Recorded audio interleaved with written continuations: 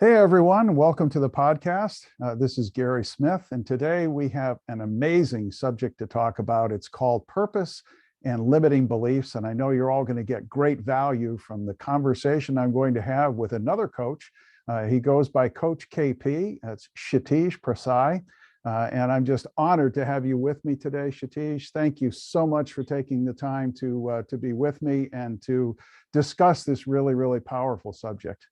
Thank you, Gary. I am equally as pleased to be here, and I feel very honored that you're choosing to make me a part of this conversation.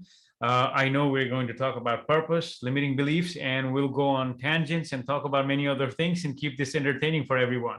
Excellent, excellent. So as we start, why don't you take just a couple of minutes and talk about your journey to where you are today? Because I know that just like me, you come from a technical background, from a computer science and data management area, and I come from engineering. So I think it's rather unusual sometimes that the technical people always get into the people skills and working with individuals. So tell everybody a little bit about your journey.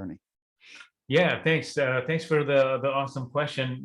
I reflect on that sometimes myself. How did I end up here, right? So my formal training has been in computer science. I have an undergrad in computer science. I have a master's degree in computer science, and I've worked with computers ever since I was 14, 15 years old. Started with desktop support and then moved into systems, then got into databases and data analytics. And I started then, into managing people. So done a little bit of a lot in that aspect. And a few years ago, it was about 8, 9 years ago, I was going through some life experiences that started giving me major anxiety. And I had my first, second, and third panic attacks in a span of a week. And the third panic attack really, it was 3 o'clock in the morning, and I woke up with a pain in my chest that I never wanted to go through again. It was just so physically painful. And of course there was all of what was happening in my mind was also contributing to that. And I just said to myself that I need to figure out what is going on, and I need to stop this now. So that night, as all of us do lately, if you wake up in the middle of the night, I woke up, I put my symptoms on Google. I said, all right, blah, blah, blah, happening. What is this? So then I realized what was happening to me wasn't a heart attack as I had previously thought, because it was so hard, like right here in my chest, that I thought it was a heart attack. It wasn't a heart attack. It was a panic attack. And I learned about anxiety being a root of the panic attack. And I knew that I had some anxiety growing up, and even as a adult, experienced generalized anxiety at that instance, and I had some OCD as well. So I was on that spectrum of anxiety, various different things, but it wasn't ever as severe as at that point in time. So waking up after the third panic attack and doing some searching on what was happening to me, I had started getting into self-help a little bit by that time. So I was reading a lot of literature and looking to better myself. And the thing that I realized that night was that I had no idea that this concept of self-love existed, and that us as human beings, we need to love ourselves.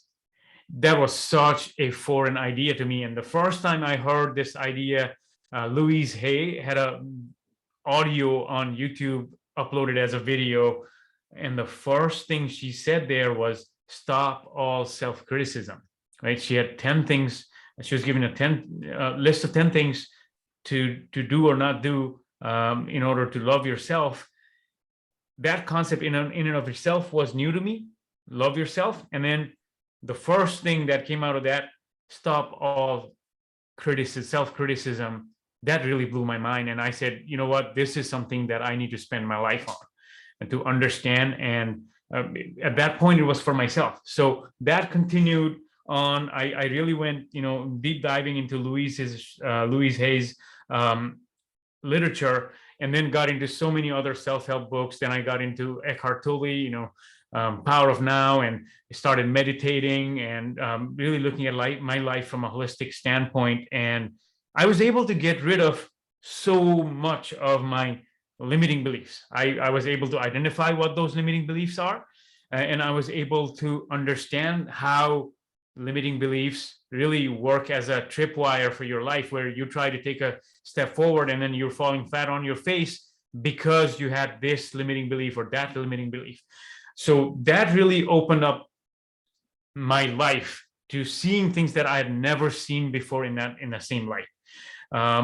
I started becoming happier. I started becoming healthier. My entire life, my body, my mind, everything started to change. I started learning about neuroplasticity, and I saw how neuroplasticity was working in my own life.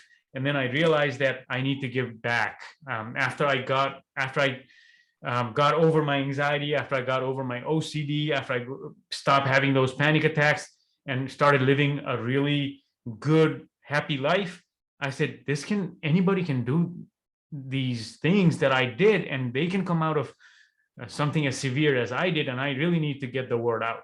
So, and then I started giving courses on the internet.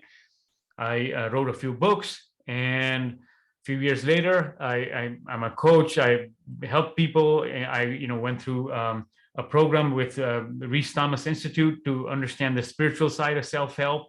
And here I am talking to you, Gary. Well, I'll tell you, it's amazing, and it's, I think, a real tribute to you that you took the next step in your life, because so much of the time we have problems in our lives and we go through that journey of self-discovery in order to be able to help ourselves eliminate the problems that we have in order to live a fulfilled life. But for so many people, that's where it stops. And they don't realize that, they don't stop and think about, I guess, that there are so many other people out there who have situations just like we do. And anything that we can do to add value to their lives. And it gets to a point after a while, it doesn't make any difference if you're compensated for it or not. It's just the idea of giving back and being able to help people however you can on their journey in life is so powerful. And so I give you so much credit for doing that, for taking that next step, and for committing your life to, to helping others. When we first spoke, the first discussion we had when we were talking about how we could talk about purpose and limiting beliefs, there was a powerful statement that you made that I want you to talk about, and that is that purpose is not necessarily what we want to accomplish. It's who we are expressed in what we do. And I think so much of the time when I talk with people about purpose, and as you know, that's foundational to, to my coaching business, is helping people find and achieve their purpose. But so much of the time, I think that people look at things from the standpoint that purpose has to be this big, hairy, audacious goal that you're trying to pursue with your life. And it's difficult for them sometimes to realize that that's absolutely not true. That it's not just a matter of what it is that you want to accomplish in your life, but it's really a matter of who you want to become as a purpose, or who you want to become as a person. And as you said so adequately, purpose is not necessarily what we want to accomplish. It's who we are expressed in what we do. So talk with us a little bit about that. Yeah. So absolutely. And it's one of my favorite things to talk about. So glad you're bringing it up. I would like to take us back to our childhood, right? So as the viewers that are looking at this show right now and listening to it, let's take ourselves back to when we were kids and think about how we were parented, right? And it's not so much that to judge our parents, but there is no perfect parenting. Parents will parent us, and a lot of that would depend on how they were parented before by their previous generations. And we've established a society where achievement is sort of on top of everybody's list. So parents naturally want you to be an achiever of some sort, right? Whether you're a ballet dancer or a basketball player or a writer, whatever that may be, or a corporate person, they want to tailor their kids to become and achieve, right? More than becoming them, they want them to achieve, and that's sort of seen as a good thing to do, because you see parents have kids taking 6, 7, 8 classes during a week, and everybody's busy and hustling around because they want the kid to learn so many things and achieve. So what we end up doing in that sense is we end up equating our purpose as something we do, right? An action. So the purpose then becomes an action, whether the action is whether you're a financial advisor or you're a coach, that ends up becoming your purpose. But in essence, if we really analyze that aspect of what we do, it's just a small fraction of who we are. So Gary can be a great life coach, one of the greatest in the world, and that's still a small part of who Gary is. Yes. Right. And somebody gave me this example of, they asked me a question: what happens when you squeeze a lemon at 12 a.m.? Lemon juice comes out. What happens when you squeeze that same lemon at 8 o'clock? Lemon juice comes out. You squeeze the lemon midnight, lemon juice comes out, because the lemon juice is the essence of the lemon. So if we are to look at all these actions that we perform as human beings, including achieving this status, money, whatever the case may be, what are we bringing into these actions is the actual purpose. So for example, we talked about wanting to help other people, right? Now, coaching is an action we do. We bring that quality out to this world through coaching, for the sake of this conversation. But then when we look at a profession such as a air traffic controller, they may be bringing whatever their purpose is by engaging in that job, coming from that space of the energy of the purpose. So each one of us has a purpose that needs to be carried out to the world through our actions. So the action is really not the purpose, but the quality of how we do that action is the purpose. So the same quality can be translated to doing many actions. Yes. So, right? And that's what we talked about. Absolutely. And that I think is very key for people to understand, because as a coach, I view you're right, as a coach, coaching is the action that I take, but the coaching is an expression of who I am, because how I guide my clients is based on who I am inside, who I am in my soul, and what it is that I believe, and what I have found to be successful, and the limiting beliefs that I've experienced in life and found ways to eliminate, and things like that. And I think you're absolutely right. I mean, we are so much a reflection of how we were raised, because we tend to reflect the values, the value systems, and the way our parents lived their lives. And yet we do have to, and it's not being critical, but we do have to be honest. We have to step back and look at our parents and say, they might have been wonderful people, but they weren't perfect any more than we're perfect parents to our children, because we all have our own baggage. We all have our own set of limiting beliefs, and many of those beliefs have been carried down through the centuries from early times of our families. And I think that, I was born back in the 1950s. And I don't think at that point in time there wasn't a lot, for my parents and my family. I don't think there was a big journey of self-discovery, if you will, of saying, why am I really here? It was sort of, well, we're here, we have our work to do, we try to be the best people that we can be, we try to raise our families responsibly, and all those are good things. But a lot of times I think that there has been this growth in self-awareness and self-discovery over the years, to a point where now many people are sitting back, especially with things like the pandemic, Mhm. where people have lost their jobs and Mhm. they've hit on Mhm. hard financial times, and they're sitting back and saying, okay, well, when it's all said and done, when it's over, what does it really mean? What do I really want my life to count for? And that's really getting into the essence of who we are as people and who we want to become as people. And so the personal development, in my experience, so much of the time is maybe 20% is the skills that you need to learn, but Mhm. 80% is the person you need to focus on becoming. That's, you said it so well, Gary. I ask you a question? Sure. And you've had an extensive coaching career, including coaching business executives and simple, small business owners, sorry, and also individual clients. In terms of limiting beliefs, what are some of the more common limiting beliefs, or a theme, if you may, that you experience in your coaching practice, or is there even any such thing?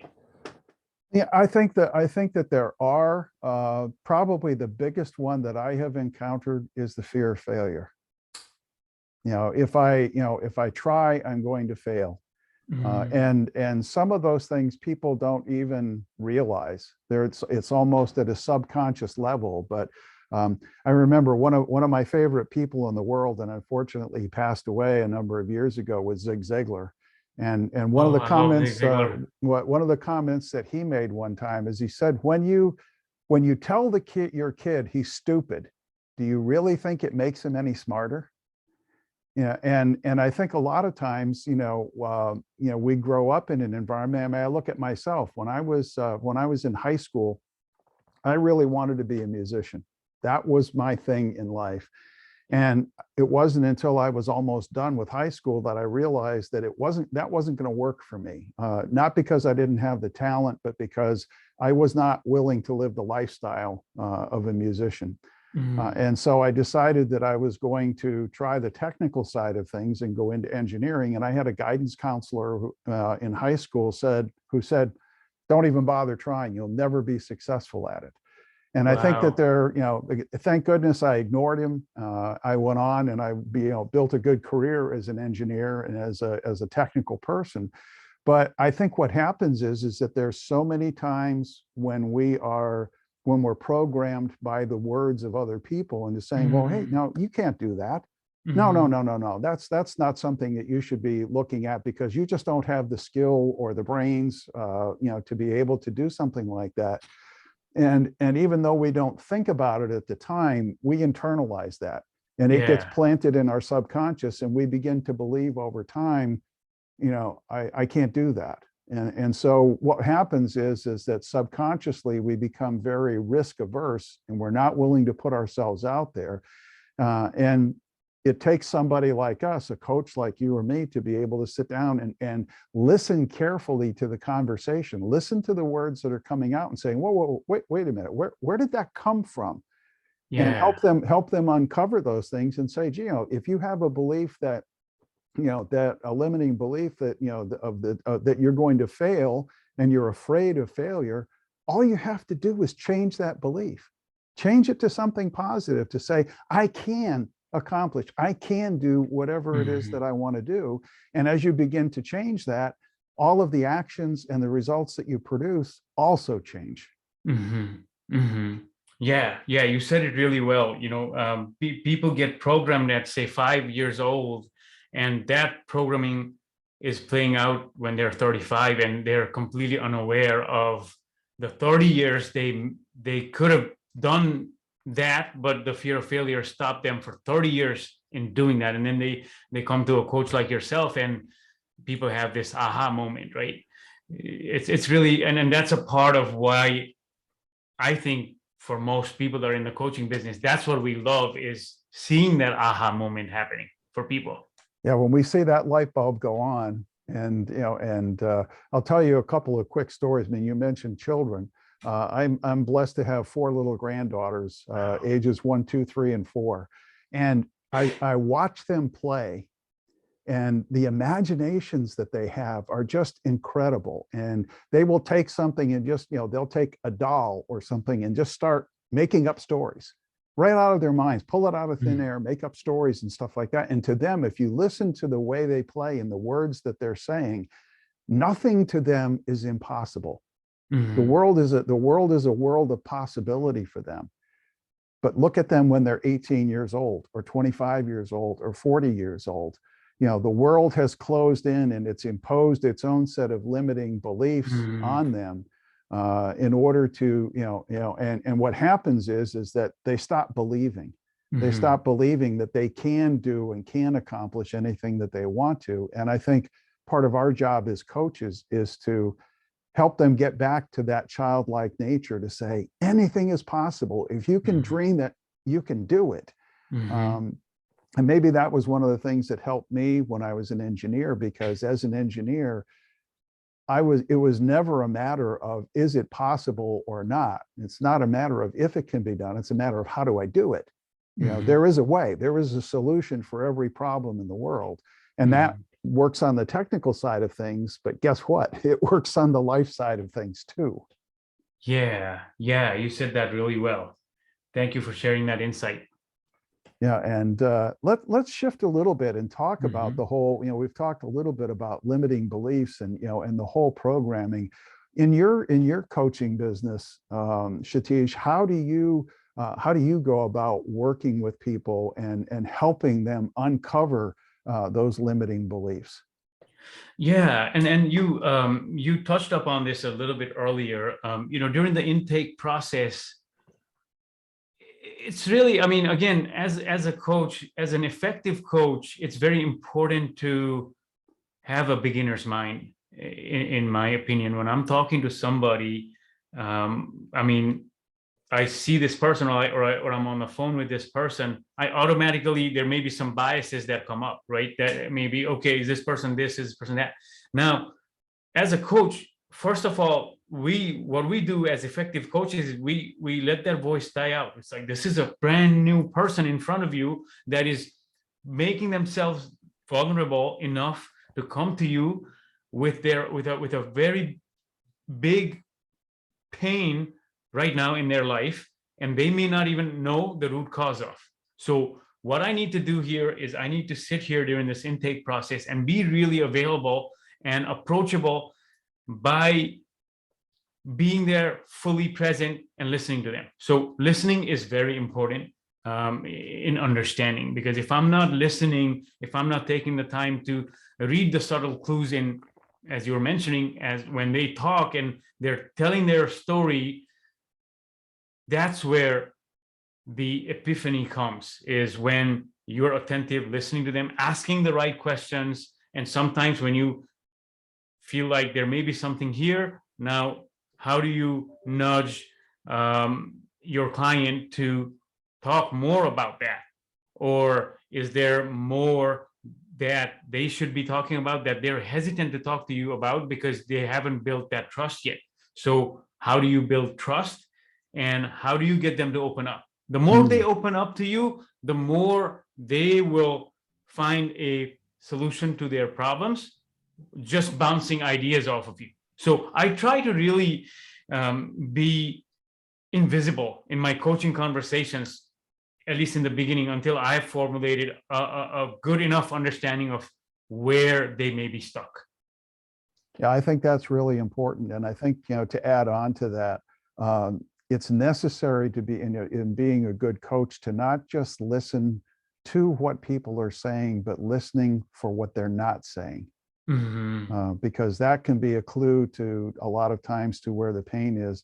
And the other thing that I have found also is the more experience you get as a coach, the more we have to be careful about not judging situations, because I can be sitting there listening to someone, and because I've coached hundreds of people, I can be developing my own opinions before I should, and think I know what the problem is, and I know what the solution is, but I need to say, no, put that aside, because every situation is unique. And even though I may be on the right track, there's going to be some nuances here that I'm going to miss if I'm not paying attention to, to what's going on. And so we have to be careful. We have to be careful with that. The other thing that I think that's important, because I have a lot of times where people, especially when you get into some of the nuances of the limiting beliefs, because I think you can rank them. I mean, there are things like fear of failure that are at the Yeah. top of the list. They're going to kill you if you don't Uh-huh. address them. But there are other little things that are underneath. And one of the things that I talk about, especially in relationship to purpose, is that there has to be a congruence between the purpose that you're trying to achieve with your life and Mhm. who you are as a person. What is it that your core Yes. values and core beliefs are? Because if there isn't a congruence, if there isn't a harmony between those two, what happens is that internally you wind up butting heads with yourself. And I think that's Yes. one of the things that leads to the anxiety that you were talking about in your life, because we get frustrated in, well, I'm going out and I'm trying to do things every day and it's just not working. Why is it not working? And we don't Yeah. realize it's not working because I believe something that's wrong. Yeah, you said it really well. So when you live in the world of should be, I should be this, I should be that, or should not be, I should not be this, I should not be that, I should be a good boy, I should be a achiever, I should be a good dad, I should, all the shoulds are adding to you living away from your core, away from what it is. It is taking you away from the present moment. And the further we go from the present moment, the more we get into the realm of anxiety, and the more we get into the realm of depression. Because in my experience, and Gary, you may have a different approach, but in my experience, depression is really a attachment to the past, and anxiety is a fear of the future. Uncertainty, well right? So that's kind of how I approach coaching, and sort of that, initially being there, listening, and then asking questions, and then identifying what these limiting beliefs are, and asking them more questions, right? Hey, do you think this is playing out, or is there more, or is there something else we need to uncover? It's a whole lot of uncovering process. And I will say, after I've talked to you, we've had this, our second conversation, and you can tell if somebody's a good coach, because they're not there to give you answers, right, Gary? I mean, a good coach is not there to guide you every step of the way. Sometimes people think that that's what a coach does, but a coach is not there to do that. A coach is to show you what your powers are and how you can get to where you want to be. Exactly. And that's one of the things that I have to deal with, and I'm sure you do as a coach as well, because sometimes people's view of a coach is that the coach is the answer man. I come to you and say, Kshitij, I have a problem. And you say, Gary, this is your answer. And I have to explain to people, I'm not the answer man. It's not that I don't know many of the answers. I do. But if I take that position where you just come and say, this is my problem, and I say, this is what you need to do, all I'm doing is creating a complete dependency of you upon me, because the next time you have a problem, you're going to come running to me. My job as a coach is to work myself out of a job by equipping you with the skills that you need to answer your own questions and to take your own journey. And I think too, for what you were talking about a little bit earlier, taking people back to their childhood and talking about some of those things. And I was thinking, as you were sharing about that, that Jesus in the Bible, got his disciples together, and he brought a little child in the middle of them and said, unless you become like a little child, you'll never understand the kingdom of heaven. And it's helping people to get back to that, to like I was saying with my granddaughters, get back to that creative, imaginative, nothing is impossible kind of place. And when we start from that point, people can much more readily see all of the garbage that has gotten in their way over the years, and then we can help them sweep that stuff away so that they can really become the people that God intended them to be. Yeah, that's a very interesting parable. I wonder where in Bible I can find that, but thank you for sharing that. Yeah, it's there's so many different things like that I've learned through the Bible and through other works over the years, and it's stuff that in normal reading, people sort of skip across. And it's Mhm. like, oh yeah, isn't that an interesting story? You know, and it's Right. like, well, wait, but did you stop and think about it? And Mhm. that's, you know, that's another thing that I encourage people to do, is to become lifelong learners. You Mhm. know, and a lot of people will say, well, yeah, but I read so many books a year and stuff like that. So yeah, but what percentage of the books that you read do you actually apply? Yeah. You Yeah. know, And on that note, Gary, I used to read all kinds of books, and these days, what I made a pact with myself that I only read books that I am absolutely going to apply them in my life. At least one thing out of that book, after I've read it, I will apply it to my life. Else, I don't read the book. mhm. Because it's so easy to get caught up in reading a number of books, and you say, okay, you've read 25 books this year or 300 books this year, and it just ends up becoming vanity metrics. It doesn't really serve a purpose other than clouding your brain with more information that you're not really going to ever use to analyze anything in your life. So the information just bogs you down, right? So what I've been doing is I only read something that is going to enhance my life. Yes. And that's one of the areas where there's an old mantra that I'm sure you're familiar with, where they talk about knowledge is power. And I Mm, say, no, knowledge is not power. Knowledge is potential power. It doesn't become power until you put it to work. You can, you know, mm, you can be the most brilliant person in the world, but if you're not applying the stuff that you know, and in our world, if I'm not using that information to help other people, then what good is it? right. It doesn't serve any purpose. And I agree with you. I mean, I talk to some people who say, you know, I read several hundred books every year. And it's like, yeah, but you can't be possibly applying that much information. You know, I would much rather read, you know, one book every 3 or 4 months and Yeah. really take the time. And that's exactly what I do. I sit down, and there are sometimes, depending on the depth of the book, there are some times when I will sit down and I might only read a paragraph today, Yeah. but then I'm sitting and saying, okay, what does that mean to me? What does that mean for my clients? How does that practically express itself? And we have to be willing to, you know, to ask those questions. The other thing I think we have to be sensitive to in the reading process, and I learned this from Tony Robbins.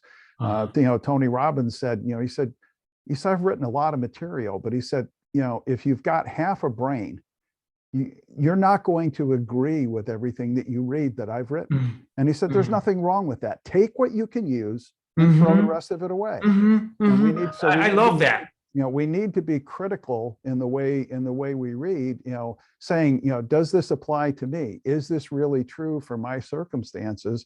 And be willing to take the stuff that really applies to us and use it, you know. And you know, in my case as a coach, it may not apply to me, but it might apply to you. So you might get an email from me, hey, I ran across something and it doesn't really resonate with me, but I think in your business it might be important, you know, and share that with you or share that with one of my clients. You know, so it's being sensitive to both what works for me, you know, and what may work for other people. Yeah. Yeah. Very well said there, Gary. Yeah, that's really, you know, there's just so many different aspects of things that we could talk about, and you and I can go on for for Yeah. hours Yeah. about Yeah. this That's kind what of it stuff. feels like, right?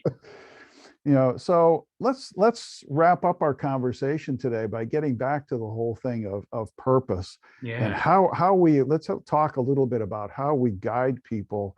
We've talked about how we guided people, how we guide people in the limiting beliefs area and helping them Mhm. uncover those things. But you know, one of the things that I have a lot of fun with, but I also struggle with, is that I'll talk with people in an initial conversation with a client. I'll talk to them about, well, what is it that you do?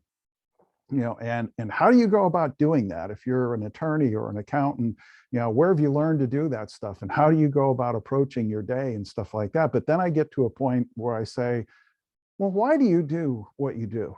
Mhm. And a lot of Mhm. times when I get to that point, it's sort of the deer in the headlights look. It's like, well, I never really thought about that. And Yes. it's like, well, let me ask you a question. When you roll out of bed in the morning, you know, before your feet even hit the floor, are you passionate about what you get to do today? And Mhm. most of the time, people will say, no, I hate it. And then I say, Mhm. well, if you really hate it, why are you doing it? It doesn't make any sense to me. Why would you do something that is just drudgery? And I reflect on my father when I was a young man just starting my career. And he said that if you ever wake up in the morning on a consistent basis, and as you're rolling out of bed, you think to yourself, oh my gosh, do I have to go and do that again? One of two things is wrong. You're either working for the wrong people or you're in the wrong field, but something needs to change in your life.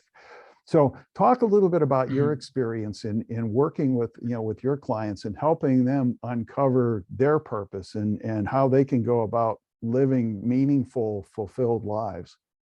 Yeah. So when I engage with people that feel like there's a void, a lot of people talk to me about the void that they feel because they, there's a checklist of things to do. You hit this, you've reached the top, but you still don't feel fulfilled, right? That's one of the bigger problems people come to me with. There's just this emptiness, right, that I feel. There's a void that I feel, and I've done all the things I wanted to do. There's nothing remaining in my bucket list, so to speak, right? These are accomplished people from a worldly standard. These are the top 10% in their fields, right? People that have multiple master's degree, PhDs, people that are executives in large organizations that have 300-400 people working for them. These are business owners. When I hear that there's that emptiness present, then I immediately know that this person spent a lot of time not working on their purpose. Like that's something that's immediately clear to me. Now, and then I would, I like to use some humor in my coaching. So I ask people, have you asked your mother what kind of child you were when you were 5 years old? And a lot of people haven't had that conversation with their mother. And some of them are embarrassed to have that conversation with your mother. But I urge that everybody should ask their mother what they were like between the age of 1 and 10 and in various stages of life, because that's going to give people more clarity than reading most of these self-help books. Because your mother or your father, your parents, they will tell you what kind of person you were, because that was your most unadulterated state, right? That was when you were the most pure, between the age of 1 and 7, and maybe even up to 10. And then life started bogging you down, and then you started becoming this person that was just doing and not being. So when you're in that state of being, what were you like? Now, some of us may be natural leaders who have an inclination towards leading others. Some of us may be team players that love doing things for other people, right? Some of us may have this ability to understand emotions like none of us have ever experienced before. And it's funny because experiencing emotions, people that have a huge ability to understand and experience emotions, they get shut down so early in their life because it's not good to feel your emotions, all of your emotions. It's just too much for the parents to handle. So people then shut that out, and then they become somebody that they aren't, right? So long story short, Gary, there's so much we can do in terms of helping people that feel the void by asking the right questions. I generally start with that question about their childhood, what they were like. And then it's not so much to sit there and do armchair psychoanalysis on people and their childhood, but just to understand what was driving them then that they're not doing now. I ask people, for example, if I ask your children that are a certain age now, how much fun is it to be with your mother, or is it a drudgery? Are they constantly telling you what to do, or do they ever take the time, or does your father ever take the time to have fun with you? And then they go like, oh yeah, I think I'm a little too hard on my kids, right? For example. So these type of questions then start to open the dialogue up, and not everybody's purpose is the same. But then when we start asking these questions, it turns out a lot of people's purpose is not what they thought it was. and what they were doing. So that becomes the common scenario. That's very true. And the other thing that I express to people is that even if you have a clarity in your purpose, depending on the phase of life that you're in, your purpose is going to express itself in different ways. So, the example I use is when I first got out of college, I wasn't married. I had moved to an area of the country that I was not familiar with, so I didn't have a lot of friends yet. And so I focused on my career. I spent a lot of time at work, and my job was to learn my trade and to establish my credibility with the company as a hard worker and somebody worthy of advancement. But then a couple of years later, I got married. And all of a sudden, the scale shifted a little bit because now I have someone else in my life who I'm responsible for and I want to spend time with. And then a few years later, the kids came along. And, and so in all of those phases of life, we have to be sensitive to, to what our responsibilities are and how we can fulfill our purpose through those responsibilities. So, in my work as a coach, part of the way my purpose expressed itself was in coaching my children and helping them to, to go on their own journey of self-discovery and not trying to teach them or push them into who they should be, but rather saying, as we were talking about fear before, eradicate the fear from your life, begin to love yourself and begin to see yourself as that person who is worthwhile, worthy of accomplishment, and by framing them that way and then saying, now go discover what you're passionate about in life, we lit the fire under them so that they were able to go out and say, this is what I want to do with my life. And now I have 3 grown daughters who absolutely love what they do. And they're making a vital contribution to society, and they love other people and they serve other people. And so my wife and I sit back and say, we weren't perfect as parents, but overall we're happy, we're happy with the job that we've done, and we're happy that our children have picked up the ball. And now I see that starting to reflect in my grandchildren. So, it's so important to sort of meet people where they are and say, hey, what applies to me? I'm almost 70 years old. I'll be 70 this year. Well, I couldn't tell. You have so much. You're so energetic. I thought you were in your 50s, by the way. Oh, well, thank you for that. I mean, I love what I do, and that's why my wife has been talking about retiring, and it's like, I'm sorry, that word doesn't exist in my vocabulary. That's right. And she said, well, why? And I said, because as long as I've got the opportunity to help people and add value, as long as my body and my mind are cooperating, I'm going to keep right on going. Thank you very much. And I've told her, so I'm not the type of person, I can't get up in the morning and get my morning coffee and go sit on the porch and look around and say, I don't have anything to do today. I said, if you put me in that situation, in 6 months, I'll be dead. I need to keep adding value. And I sense that you're very much the same way. You're very passionate about what you do. You have a heart for serving other people, and that was one of the reasons that I felt such a strong connection when you and I first met. It's like we're on the same journey together, and so I would really we need to wrap up here today, but I would really love to continue this conversation. I value you as a person, as a friend, as a fellow coach. And it's interesting because so much of the time people will come to me and say, well, you meet someone, like Coach KP, and you do a podcast with him, but he competes with you. And it's like, no, he doesn't compete with me. He collaborates with me because he adds value. And he fills in the gaps in the work that I do. And I think that's so vital. So thank you again for being with me today. As we wrap up today, just tell our listeners where they can find you, how they can connect with you if they want to. So I will just say really quickly, allow your purpose to unfold, right? That's the expression process. And you can find me at alifewellcreated.com. alifewellcreated.com. And I also have a YouTube channel where you can find me. It's called Self-Acceptance with Coach KP.